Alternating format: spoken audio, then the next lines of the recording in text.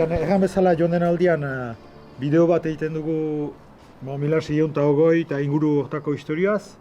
Arrako katzeko historia, gogoan duzie Nafarroko erresuma 8. mendian abiatzen da. Eta 16. mendian, 1512an Gaztelako armadak inbaditzen du. Hor gerla da, ondarrian inbazio gerla bat. Eta 23 hartio hor, joan jinka, erresistentzia. Ondarrian, 1523an iduriz, Gaztelako armadak uzten du Baxenabarre. Hortik aintzina eta 1620 hartio, hor badugu Baxenabarre bilakatzen da Nafarroko erresuma, eta ikusten dugu Dona Paulen finkatzen direla erregearen inguruko ezaugarri hainitz. Hori dugu filmaren ardatza, hauta dezagun ze erakutsi nahi dugun xuxen. Ordean, gauzat, deia ipatia du, hemen du Dona Pauleko karrika, gutxiten alez dena da, aleinan auzitegia. Dona Pauloren eliza hori, hor zen auzitegia, hor zen kantziler ordea ere, dirudienez. Kantziler ordea da, egin dugu gaurko lehen ministroen ondokoa Lekia median egoiten dena, horrek du bermatzen erregein ordena, hori ez du utxiten al. Eta hori jarraiki justizia baita presondegia. Aleinan, presondegia hor da. Hala, hori biak. Gio besteek, ze aipatu ginoen, bai? Etxeak, zergatik Dona Paule kapitala zen, intelektualak, funtzionarioak eta legerariak hemen bizi baitziren, eta haien etxeak ikus ditzakegu oinu gaur egun. Erdoiko sala agian, erakosten aldea. Bai. Dona Paule non sortu zen aipatu behar dugu, alere. Egun ilegia den lekian zen Lahageko ospitalia. Eta hemen planu hortan ikusten dugun bezala, gero karrika behia eginda hemen. Erresuma bat sosik gabe ez da martxatzen. Odean hemen, sarri ikusiko dugu, baina hemen bazen moneta fabrika bat. Besteik, ze aipatzen alda. Hola partizegilea.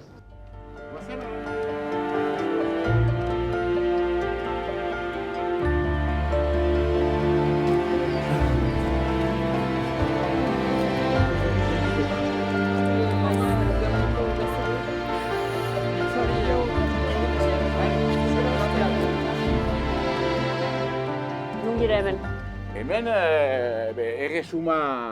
Nafarroko erresumaren ezaguarri importantenean aintzinean. Hemen zen kantziler ordezkoa. Beraz, Nafarroa desagertu zelarik, konkistatik landa. Hemen, 1523an, erregeak hemen ezagri zituen bere administrazioa, justizia, funtzionarioak eta denak. Beraz, hemen bazen eliza bat, eta eliza eta ezpitzen laikoa denbora hartan. Beraz, eliza eta administrazioak nahazten ziren, eta hona ziren. Baziren nobleak, baziren eta eliza apesak, beraz, elizakoak, baziren eta beraz, etxeko jaunen ordezkariak. Eta hiru ordre horiek gobernatzen zuten Nafarroa, estatu orokorra egiten zuten. Ez zen guai ezautzen ditugun modela hortan funtzionatzen. Foruak lege zaharrak guk konstituzio mota bat erregiak behar zituenak errespetatu. Beraz, modelo arrunt beste modelo bat zen, beste demokrazia mota bat. Eta luzaz hemen egon da ere, segitu du tribunala izaiten. Historiaren ironia hemen da gaur eguneko Euskal Elkargoko amikuseko batzordearen lekua.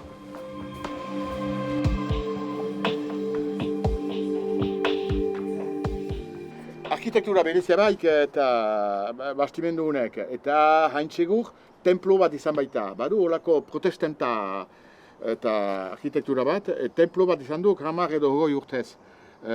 Joana Labrit erregina zelarik. Tokiko jendiak egiten zitean legiak, konstituzioa, erten duka bezala, eta gero erregeak zin egiten zian.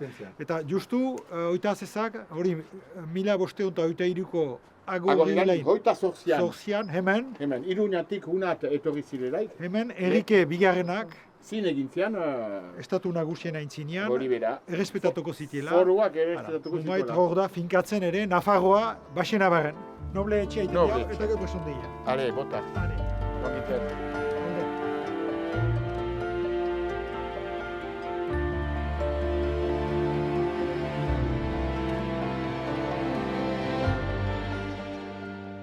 Beraz, hemen gira Donapaleuko salan. Donapaleuko etxe gotorrena da, noble etxe bat. Eta Nafarroan jakin behar da noblezia lujari lotzia zela, ez odolari. Eta beraz, noble etxe baten jabe ginelarik, noble ginen. Guk ezagutzen dugu etxe hori erdoiko sala bezala. Joana Derdoi izan baita gero hemen jabe. Eta ikusten dituzien buru horiek ere ezaugarri dira. Irudikatzen dute errealitate antropologikoa eta soziala ere. Bon, ikus ditzakegu bat bi hiru lau bost aurpegi fikoa, mutil hori. Mutilak badu frez bat lepo inguruan. Eta ere txapela berezi bat, deitzen dena un plume edo un panache, aberatsa da, segur. Eta bi zahar, eta behar bada, idurikatzen dute koseigneurri antolaketa. Zaharrek eta gazteek kudeatzen dute etxea, lurra, elkarrekin. Behar bada, teoria bada, behar bada hau da zentzua, egiazko zentzua. Eta etxe hortan ezagutzen ditugun beraz jendeak dira da sustut Joana Erdoi. Joana Erdoi ezkondu zen lehenik sarri aipatuko dugun Pierre Lostalen seme batekin, Jean de Lostal deitzen zena.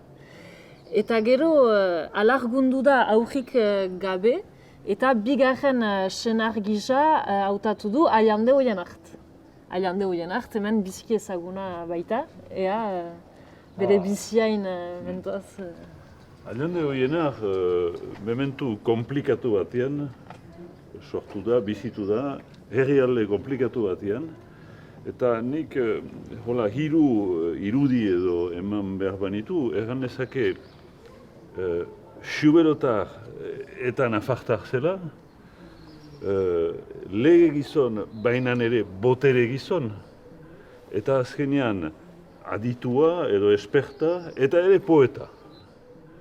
Bera pentsatu 1598an Xuberoan sortu zen, Maulen bizi zen burges bezala, eta gero Donapaulen ezkontzen da, zuk erraiten duen zela, Derdoieko etxeko handeria bezala. Eta beraz, nafartar eta noble bilakatzen da. Beraz, beste ezaugarri bat badugu, kapitala batean badira intelektualak. Eta bai. Eta Allende zen, biztan dena, intelektualen artean, intelektuala, biztan dena. Bere Triuskue Baskonia, Tum Iberika, Tum Akitania, liburu hori da lehen historia orokorra, errandezakeko eskualerri histori orokorra, hegoalde eta iparaldekoa. Idatzi bat ere egin zuen, latinez, protesta bat bezala, 1627an, bildu zirelarik, injustizian egina zela uztartze hori. Eta gero euskaraz. Euskal idazle handi bat da. Adituek, euskal zainek, orain erraiten dute, eskuara biziki finian, elegantian iskatzen zuela. Lehen aldikotz, ezakegu ere, dela laiko bat eskuaraz idazten duena. Bon, barneat txartu orain? Allez.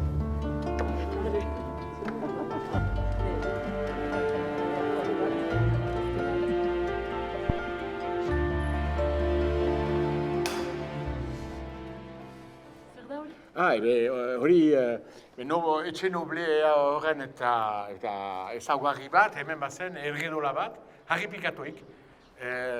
Erdoiko salaren erredola, eta irautza denboran, irautzalariek dena usten duzien duzela, abartai ukaldika, suntzitu dute. Frantsesek ba. Eta hori zer da? Ez dakit, baina pentsatzen egin naiz, ikus ditzakegula nola, doien arten edo, bai, doien arten hilu seme. Hilu seme, hilu kante. Zergatik ez, bai. Egun sa? Nota behira guai. Orain guazen presondekira? Presondekira. Are, ontzari. Guazen.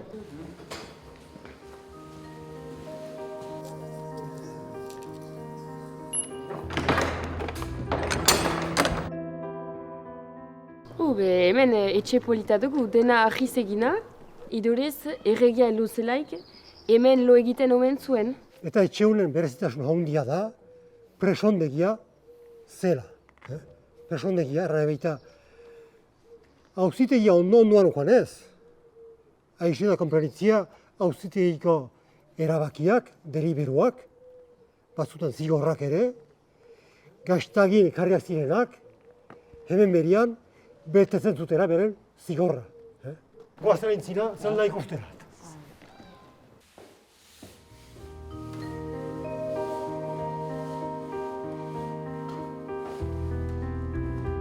Beraz, hemen ziren zeldak, ziren bizpahiru, eta gelditzen da bat, hau, usten duzun bezala, hola, barnea tipia da, eta iluna.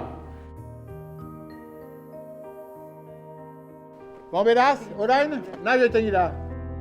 Bai, moneta. Tailega. Zalde hona. Ale. Gozen. Hala, hemen gira, leheno moneta egiten zen leku batean. Hemen, 1350an sortu zen tailer bat, moneta egiteko. Eta hori, Nafarroako Carlos Bigarrenak manua eman zuen hemen egiteko.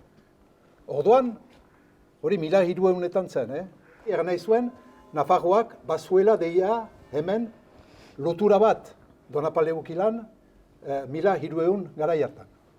Orduan, hemen izan dira 100 langile, hastapenean. Eta hori sortu zen hemen 300 bat bizi laguntziren herri batean. Hastapena hori izan zen, eta gero 300 urtez iraundu honek. Frantziak bere menpe hartu zituelarik beraz Nafarroa eta biak nesa 1620 urtetik goiti. Aintzineko erregimenaren simboloak etxi nahi ukan zituen, eta beraz haien artean Dona Pauleko eta Morla ziliko biak noan moneta fabrikak. Eta beraz, fabrika hori etxizten 1672 garren urtean. Eta gero beraz moneta tinkatzeko erabilpen hori igorri zuten Baionara. Eta hori 1687ko azaro inguru hortan. Bon, lehen gira entzina, horian?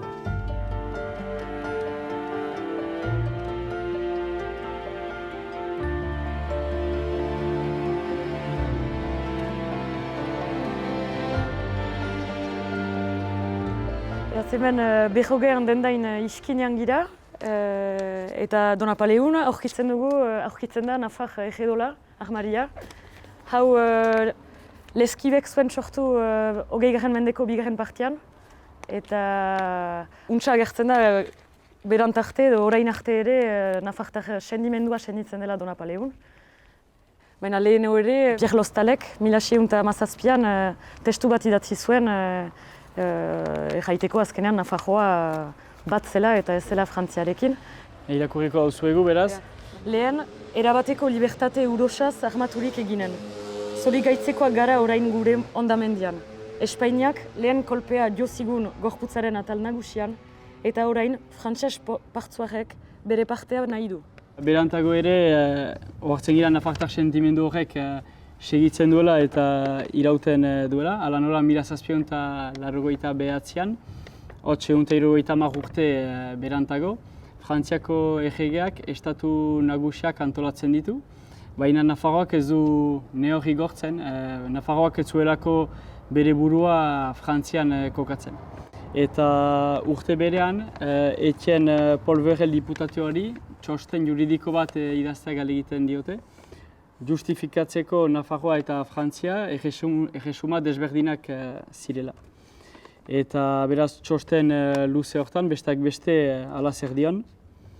Nafarroak independentziari atxik diezaiokenez, dudatan ematen duten horiek ez dituzte ezagutzen gure mendiak, ez Euskaldunen ausardia eta haien amodioa libertateari. Eta azkenean ikusten da 1620etik ediktua idatzia izan zenetik, urtez urte Nafartar sendimendu horrek iraunduela, Dona Paulen bat ere, eta egedola hau lekuko.